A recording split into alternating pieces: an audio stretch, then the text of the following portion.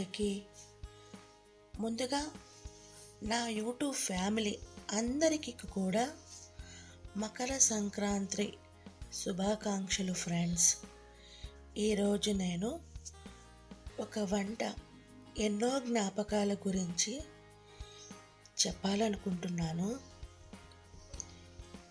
ఈరోజు వంట మొదలుపెట్టే ముందు మనసులో ఎక్కడో ఒక చిన్న భావన కలిగింది ఫ్రెండ్స్.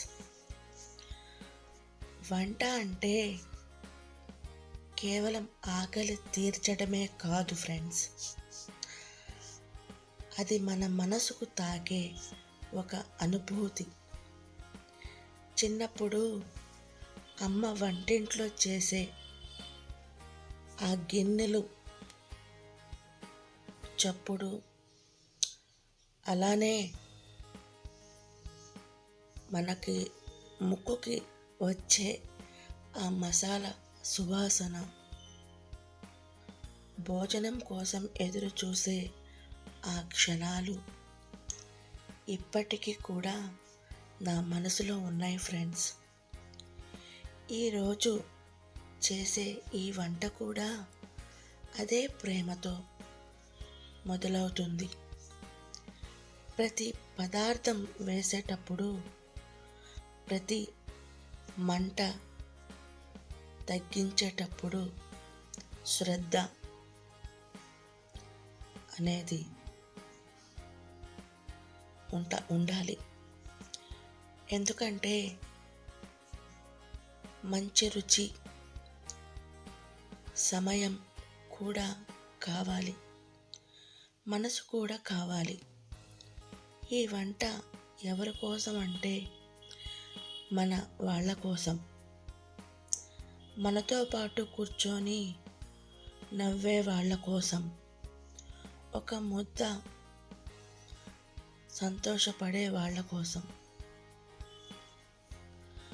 వంట పూర్తయ్యాక ప్లేటుల్లో పెట్టే ఆ క్షణాలలో అది కేవలం ఒక డిష్ కాదు ఫ్రెండ్స్, మన ప్రేమ, మన శ్రమ, మన భావాన్ని కలిగిన ఒక తీయని అనుభూతి ఫ్రెండ్స్. ఈ వీడియో మీకు నచ్చితే లైక్, షేర్ అనేది కాదు, మీ ఇంట్లో వాళ్ళతో కలిసి ఈ వంటని ఆస్వాదించాలి.